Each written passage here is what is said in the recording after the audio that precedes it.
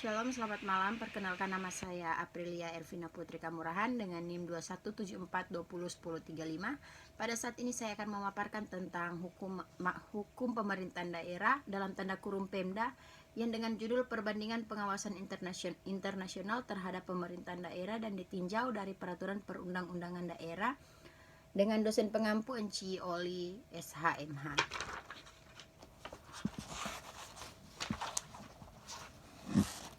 Latar belakang pemerintahan daerah dalam rangka meningkatkan efisiensi dan aktivitas penyelenggara otonomi daerah harus memperlihatkan hubungan antar susunan pemerintahan. Hal tersebut dilakukan agar pemerintah mampu menjalankan tugasnya, daerah memberikan kewenangan dan seluas-luasnya serta disertai dengan pemberian hak dan kewajiban untuk menyelenggarakan otonomi daerah dalam satu kesatuan sistem penyelenggaraan pemerintahan negara. Dan sebagai rumusan masalah adalah pengertian hukum Pemda, sejarah hukum Pemda, dan undang-undang hukum Pemda. Kita masuk dalam bab 2, yaitu pembahasan pengertian hukum Pemda.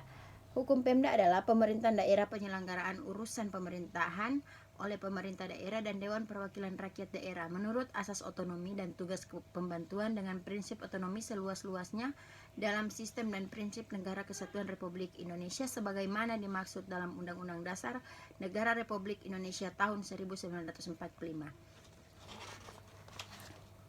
Sejarah hukum Pemda. Sejarah hukum Pemda di daerah Republik Indonesia tidaklah berusia pendek. Lebih dari setengah abad, lembaga pemerintahan lokal ini telah mengisi perjalanan bangsa. Dari waktu ke waktu, pemerintahan daerah telah mengalami perubahan bentuknya. Setidaknya ada 7 tahapan hingga dibentuknya pemerintahan daerah hingga sekarang ini tahun 2009 dan sampai pada saat ini tahun 2023. Undang-undang hukum Pemda yang terdapat dalam Undang-Undang Nomor 2 Tahun 2015, Undang-Undang 2 Nomor Tahun 14, Undang-Undang Nomor 23 Tahun 2014 tentang pemerintahan daerah dan Undang-Undang Perpu Nomor 2 Tahun 2002. Penutup.